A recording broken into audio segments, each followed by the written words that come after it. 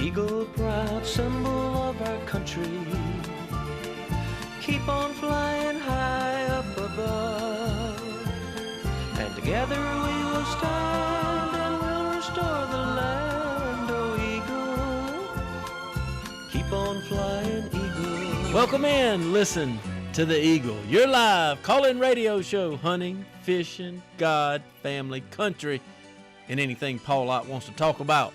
Bert Ott Carruth here, your host, in the Reed's Metal Studio, right at the beautiful Farm Bureau building in Jackson, Mississippi, alongside Paul Ott by phone in the beautiful Scenic Rivers region at Lake Dixie Springs. How about you, Paul Ott? Oh, Bert, clean shave, clean bathe, and eat strawberry shortcake. Don't you wish you had some? Oh, I'll be there in about an hour, Paul Ott, as soon as the show's over. Save me some. Well, Paul Ott, our good friends at MDOT, they come once a month, always promoting, and we thank them for everything, not only that they do for Listen to the Eagle, but what you do for the whole state of Mississippi, not only taking care of our roads and byways and highways, but also protecting all of us on those highways. So we got Jace Ponder. Jace, kind of share with us, I know we're promoting something this week. Yeah, well, or this month. This month, all month, Yeah. and safety's always our number one goal. But this month, we're talking about motorcycle safety and bicycle safety. May is actually Bicycle Safety Month and Motorcycle Safety Month. Well, I'm glad you brought that up because, look, I've got a lot of friends that cycle. I call it cycling. They call it cycling, and they're in shape. But what is the law? Because I'm going to be honest with you. They will pick the busiest highway. They'll get right out here on Old Canton or on Ridgewood. What's the law? Because are they just like a vehicle? Just like a vehicle. They have to follow all the same laws of the road. They ride with traffic. They need to use hand signals whenever they're turning. They stop at stop signs. No, they don't. They're supposed to. Those are the cyclists that... Those stop signs don't... They want you to respect them, but they don't even observe stop signs. Well, those cyclists... We're about to get some phone calls, aren't we, Jim? Those cyclists should obey those stop signs. Okay. And if a police officer's there, they might be ticketed for that. So, yeah. They can keep themselves safe by being predictable and stopping at the stop sign like a normal car would. And they'll keep the other drivers safe because you don't want to have to swerve to miss somebody and accidentally run into somebody else. Look, I'm joking a little bit, but I do realize it is a serious deal that they do need some respect because they are not protected like if they were in a vehicle. So kind of share with us some things that if you are in a vehicle, how you can help protect the cyclists. Well, in 2010, Mississippi signed a law, the 3-foot rule. So you're able to pass a cyclist into the other lane as long as it's safe to do so, but provide 3 feet of space. That gives the cyclist room to move around in case there's a pothole or a gust of wind, something like that. So really, if you see a cyclist coming up, just slow down for him and then pass when it's safe to do so. That's the easiest thing. And we do need to realize, though, but by law, they can go anywhere that a vehicle can go. Right. On any road. They can go anywhere as long as it's not an interstate highway or certain controlled access 4-lane highways. highways. No cycling or something like that. For the most part, though, if it's a Mississippi road, they have every right to be there as a motorist does. Gotcha. Yep. And from their side, what are some things that they can do to help protect themselves when they're out in a heavy traffic area? Well, in addition to safety gear, I mean, you should always have a helmet on. You should always have lights on the back so that cars can see you. Yeah. But the main thing is just be predictable. Don't be weaving in and out of traffic. Ride with traffic. That's the law. And use hand signals when appropriate and stop at stop signs. Would it make sense? I noticed that most cyclists, when they're out on a busy highway, they are in groups. Would you suggest that, to ride with partners, or is it better to be single? I think that's a personal preference. Okay. Sometimes riding with multiple people, you're more likely to be seen. Right. But at the same time, sometimes there's a string of 20 cyclists. Some motorists don't have the patience and may make bad decisions. And to that point, you're also you want to talk a little bit about motorcycles, and I notice sometimes, say on a 2-lane highway or a 4-lane highway, and you have 2 lanes of same way traffic, I'll notice that motorcycles will ride side by side. Is that legal, and is that something that you would recommend? I'm not positive that lane sharing is illegal, but as long as it's They're it's within safe. the lanes. Yeah, as lines. long as they're within the mayo and the mustard, so to speak, I think that they should be good. Well, Jace, MDOT does so many wonderful things across the state, and want to thank y'all for being a part of Listen to the Eagle once a month to help educate our listeners on what's going on and promote the different avenues and things. Kind of share with our listeners a little bit on this last 2 minutes before we go to our break. Some different maybe social media and websites they can go to find out more with MDOT, because I know that y'all have those availability. Right. Yeah, and thank you again for y'all's support and having us on so often. It's media partners like you that help us get the word out to everybody. But we do have gomdot.com. That's our website with tons of resources, including bike and pedestrian safety and motorcycle safety. If you're looking for real-time updates on road conditions, that's mdottraffic.com. And follow us on social media. That's at Mississippi DOT. We're on Facebook, Twitter, LinkedIn, YouTube, Snapchat for the younger generation. Got it all. We're on every social media channel you can think of. Yeah, no doubt about it. And is there a website? The website, in addition to MDOT Traffic, gomdot.com, and there's always Mississippi 511 where you can call in and get some more information. Well, again, MDOT, you're always out there trying to improve our roadways. You're always out there cleaning up. You're always giving us good information and trying to keep us safe, whether you're in a vehicle or whether you're on a cycle, and I can't thank you enough. It's a full-time job maintaining all the highways and byways and the right-of-way. I can't imagine, and thank y'all for doing it and helping Mississippi, because you are, even though sometimes maybe some areas would frustrate some travelers, it's always for what's best for Mississippi's drivers. We're always looking out for the safety of That's the Mississippi drivers and travelers coming to our state, and we do our part to help drive the Mississippi economy. Right. Cutting grass, picking up litter, that's one thing. When people are coming into our state, that's the welcome mat to our state. No doubt. So we do what we can to keep tourism up and to keep everybody safe, to make sure you get home to your families every day. Right. And with that in mind, we always like to say, keep an eye out for our workers. We're out there working for you. Right. We're trying to keep everybody safe on the roadways. So when you see people in work zones, slow down, move over for them. Make sure you just give them a little extra space so they can make it home to their family at the end of the day. Jace Ponder, MDOT, thank you for being on Listen to the Eagle, and thank MDOT for everything they do.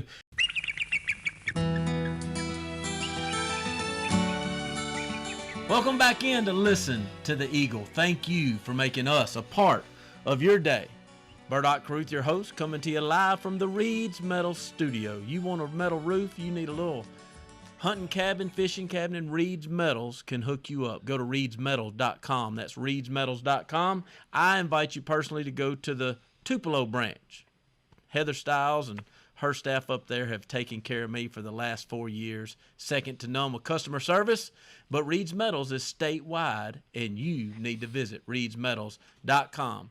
Alongside with Paul Ott down in the Scenic Rivers region at beautiful Lake Dixie Springs. Paul Ott, our next guest, Whit Hughes for Congress. Whit, welcome to Listen to the Eagle.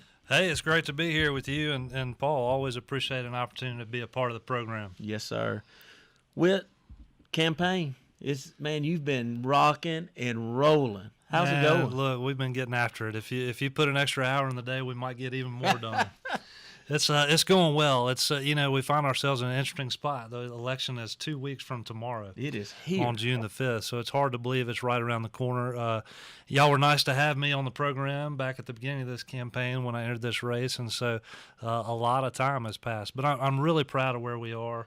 I'm proud of my wife Shelley and my family and my team and all the volunteers that are helping me with this campaign. And, you can literally say it's a lot of ground to cover. There's 24 counties in Mississippi's 3rd District. It goes all the way from Wilkinson County, which I know you and Paul know where that is. Absolutely. All the way up to Tibbahall County where Starkville is. So it's a lot of ground to cover. And, hey, we've been campaigning in all 24 counties from the very beginning. I told my team that if we're going to do this, we're going to do it right. If you say you want to represent a district that has 24 counties, voters expect to see you in all 24 counties. So we've been doing it the right way. And in fact, about a month ago, Shelley and I campaigned in all 24 counties in 48 hours. Now, wait a minute. Now, look, I cover the state of Mississippi for work. And I grew up in the great state of Mississippi, as I know you did, and you're wanting to represent us. but you can't get to 24 counties in 48 hours. You can't hardly get to 3. Did you have a helicopter? No, we made it happen. Somebody donate a helicopter? Yeah, no, we made it happen. Look, we started with a lunch in Natchez, and then we took off, and we had a couple of campaign stops in each county. It was very, very well coordinated. Had a lot of people helping. Finished up in Starkville. Of course, Shelley was with me every step of the way, and so we hit all 24 counties in 48 hours, and I managed to stay happily married throughout that whole process. Well, but we just had the MDOT on, and look, I'll say it right here. I love Mississippi, but there's not an easy way to get to some places in Mississippi. Well, I don't think that anybody's going to question our effort level No after doubt. that particular initiative. But that was a really important part of the campaign, because at the beginning I was traveling around helping people learn more about me and why I'm running. Yeah. And at that point, we had kind of shifted to more of a discussion of my policy priorities, what I'm for and what I'll do representing this district in Congress. So it's just an idea we came up with. If it's a lot has changed in politics over the past 15, 20 years, but there'll never be a substitute for going out and seeing people. And that's what voters want. They want to slap you on the back. They want to shake your hand. They want to look you in the eye. They want to ask you questions and see where you are on the different issues.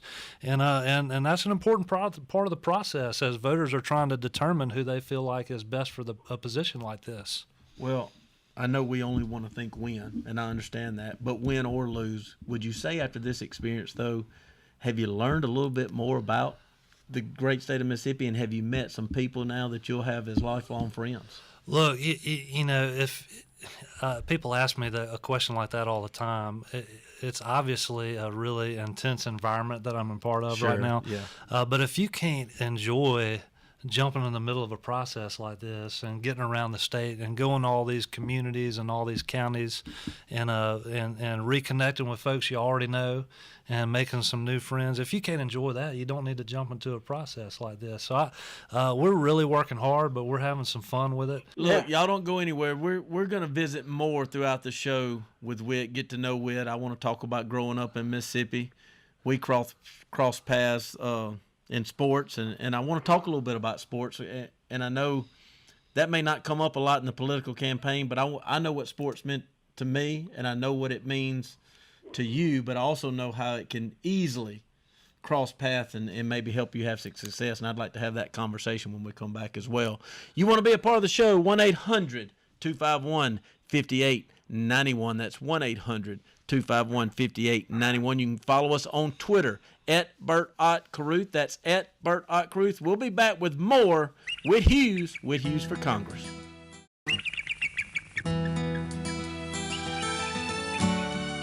Welcome in to listen to the Eagle. Thank you for making us a part of your day. We are your live call-in radio show, hunting, fishing, God, family, and country. And tonight we're going a little political. We've got a great guest, Whit Hughes for Congress. Whit, right before we went to break, I brought up the sports subject. I'm not going to jab you a little bit, but do you remember February, maybe around 1989, a basketball game that maybe you were involved in? As much as I've tried to block that from my memory. I hope Stanton Toller's listening tonight. Yeah, as much as I've tried to block that from my memory, I do remember that, actually. Oh, man. Sports has been a big part of our lives, my family. Brag a little bit about my brother. Played. He was high school All-American, went on to Alabama, All-SEC, played in the NFL. I was fortunate enough to play on some championship teams in high school in football and basketball, and went on and played at Ole Miss. Know your story a little bit. I'll let you share more. But I don't care if you're playing sports at the high school level, especially when you get to the level that you played. The commitment and the hard work and the discipline that you have to put in. And that kind of becomes habit, kind of becomes your DNA. And it truly, in my opinion, I'm a big believer that sports, education, and then sports and life parallel each other. And I just got to believe that that's got to be a positive going into this, not only this campaign, that when you win, it will be a huge situation for you to carry to Washington with you. Yeah, I agree with you on all that. I really look back at how important sports was to my upbringing and kind of shaping me as an individual, if you will. A big part of my identity in high school. Very fortunate to play baseball in high school for somebody like Mike Kennison, who's at Delta State now. Yes, my high school basketball coach, Les Triplett. And then, of course, many people don't know this, but I played baseball my first 2 years at State. I did not know So that. I had Wow. an opportunity to play under Ron Polt for 2 years, and then, of course, I played basketball for 5 years under Richard Williams. So I got redshirted in both sports my very first year, which meant I was going to be there for 5 years. So you were a dual sport athlete in the SEC. For 2 years I Wow. was, and of course I was trying to stay in the picture dating Shelley at the time, balancing school. and balancing school. So there just weren't enough hours in the day. But yeah, look, I've been really fortunate in those times, and it's been a big part of me, both personally and professionally. You learn so much about how to compete in life, and I look back over those experiences not only with coaches but with teammates, and I'll never forget my strength and conditioning coach Richard Akins at Mississippi State, who really deserves a lot of the credit for our basketball success during my time there. He used to always say that you really become the closest with the people that you work the hardest with. Yes. And that's always stuck with me because Wow, in sports you got to learn how to play a role. You have to embrace a role. You have to be willing to outwork everybody around you. And you have to be determined to do whatever it takes to be successful without regard to who gets credit. Right. And I think those kind of principles serve you well, no matter what you're doing or where you are, both personally and professionally. And candidly, at least in terms of the teams that I played on at State that people remember, Right. you can look back at our team and see those aspects in play with the personnel we had, our style of play, the way we cared about each other, and the way we would play hard for each other, and that carries into the business world later in life. And especially those coaches you named are all legendary from the high school to the college, and that influence on you. I cannot imagine the wisdom that you've gotten through the years. Yeah, well, look, you've got a lot of sports in your background and in your family, and you can look back now and realize you have a totally different relationship with your coaches than you may have had. That's right. Back then, for sure. Yeah. But it's interesting to me to just reflect and to understand all those times. You're talking about X's and O's, and establishing a game plan and how to execute that game plan, and you're learning a lot about sports on the court and on the field. But at the end of the day, in actuality, you're learning a lot about how to be successful in life. It's life. It's parallel. And that's what I appreciate. That's what I'm trying to instill in my kids. Shelley and I have coached all 3 of our kids in 4 different sports, and so we go out there and talk about concepts like playing as a team, Right. giving your best effort at all times, listening to the coaches, don't be afraid to make a mistake as long as you're making that mistake with high energy, and then you There don't you make go. the same mistake a second time. That's right. So Be it's coachable. that's right. Be coachable. Have a good. You can control your attitude and your effort. That's right. Those Well, are look, things you can control in life. we got a hard break. We're going to break it down. We're going to ask a few tough questions about some things that I know are dear to our listeners' heart, and kind of get your stance. Y'all don't go anywhere. More with Whit Hughes. Whit Hughes for Congress.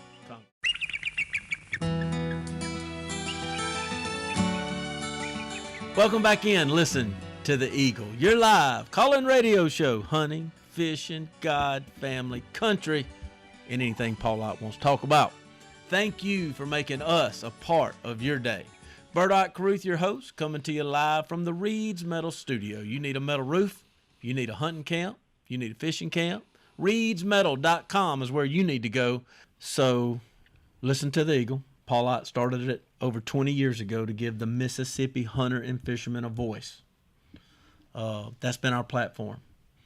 They've made it loud and clear. There's huge concern over the last 4 to 5 years about our right to bear arms and the direction that it's going. Kind of share with us what we can expect when you get to Washington, and what will be your stance. Well, I'm gonna answer that in the most straightforward way I can, and because I'm talking a good bit about this while on the campaign trail. But in terms of serving in Congress, I think what you can expect out of me is to have very strong conservative positions along those lines. If you look at the Second Amendment language, I mean, it says those rights shall not be infringed, and I think that's something very serious. And a very hot topic these days for obvious reasons. You have plenty of folks in Washington, D.C. and in other parts of the country that are looking to do anything they can to strip those rights away from us. And so I think it's important for us to have representation in this 3rd District that will value our Second Amendment rights, and not only that, will fight for those Second Amendment rights. And so I'm talking a good bit about that during this campaign. Candidly, a lot of the guns-related dialogue has been about school safety for obvious reasons with some of the recent incidences. And look, that's another serious topic. I mean, Shelley and I have 15 and 13-year-old sons and a 10-year-old daughter that leave to go to school each day, and so you worry about them just like any parent would worry about their child. But my attitude about that is number one, we have to give law enforcement the resources they need to follow up on any threats to our schools or our teachers or our students. I mean, on a really fundamental level, we have to do what we can to make sure our communities are safe and secure, and that children know that they can go to school and in a very heartfelt way know that that's a safe environment. Now I will tell you a point that I really try to make clearly is that I personally believe that if a teacher at a school wants to arm him or herself in order to protect themselves or their students, I don't think the federal government should get in the way of that. And so this is a hot topic now, right? And I think we can all acknowledge that it will continue to be a topic. You have people in government, in federal government, and all levels of government, and you have organizations that spend some part of each day trying to infringe on those Second Amendment rights. And as a leader in Congress, I would do everything I can to fight and protect those rights. Well, a couple of comments I'd like to make on what you just said, and again, I don't have that higher education to figure it all out, but here's what I do know. To your point about another teacher maybe being armed, if they go through the process and they legally can have that, it's just simple mentality that somebody's not going to go to a school and shoot up somewhere where they know somebody else is ready to take them out. And I go back to, it's not the gun problem. And, right. and I'm going to talk to you a little bit about God and faith and those things. But it's a people problem. It's a broken family problem that we're dealing with, because I can remember, whether this is right or wrong, in the Scenic Rivers region in southwest Mississippi, you pulled up to that parking lot when I was a junior and senior, and we all had guns to go hunting in our car, and they stayed there. And the gun racks. And I promise and your truck may have been unlocked. And I promise you, Kai Brent and Brad Boyd wouldn't have been afraid to pull them out if somebody came up to that school to shoot. Yeah. So there's something to be said about that. That's right. I agree with you. I think it's a much deeper and broader issue. It's a cultural issue. We're living in a society now that has changed in terms of valuing life. Oh man! And it's unfortunate, but we have to acknowledge it, and we have to do things policy-wise that are sensible and appropriate while still protecting these Second Amendment rights. But you're exactly right. There's been a cultural shift in our country, and again. One thing I talk about a lot is I get asked, by people that say, how are you going to change something in Washington? Why would you enter a race like this? Well, I tell them, I tell them, I say, look, I really believe one person can make a difference. I'm not naive enough to get on the show with you and Paul and your listeners and say that I'll move the needle overnight. Right. It may be slow and gradual, but goodness knows we got to have more good people involved in the process, or else nothing's going to change. And that's what I hear more than anything else. As I travel around all 24 of these counties, I've had discussions at the kitchen tables and the conference rooms tables, as they say, and middle class Mississippians are tired. I mean, they're frustrated. They don't feel like they have a voice in Washington, D.C. Right. They feel like we have a bunch of folks up there just quote unquote holding office. And so, people want a strong leader with some backbone who values principles over politics, and somebody that will actually engage in the process and drive the kind of conservative legislation that's meaningful to people like the two of us. Well, real quick in these last 40 seconds, kind of share some different social medias that they can go and follow you to get a little more. Yeah, if you go to whithughesforcongress.com, that's a great resource in terms of information to connect to our social media. My team has been doing some really cool stuff on Facebook and Twitter and Instagram. We're really covering the whole campaign through social media, and so we've got a great following there. And also, you can see Whit's game plan, which is a snapshot of my policy priorities. Cool. It'll give you a feel for where I am on all the different issues. Whit, thank you so Thank much. you. Appreciate you being a part of enjoyed the show. it. Hope y'all enjoyed the show as much as I did tonight, getting to know Whit Hughes. He's going to go to Washington and represent the great state of Mississippi. Love y'all and see you next week.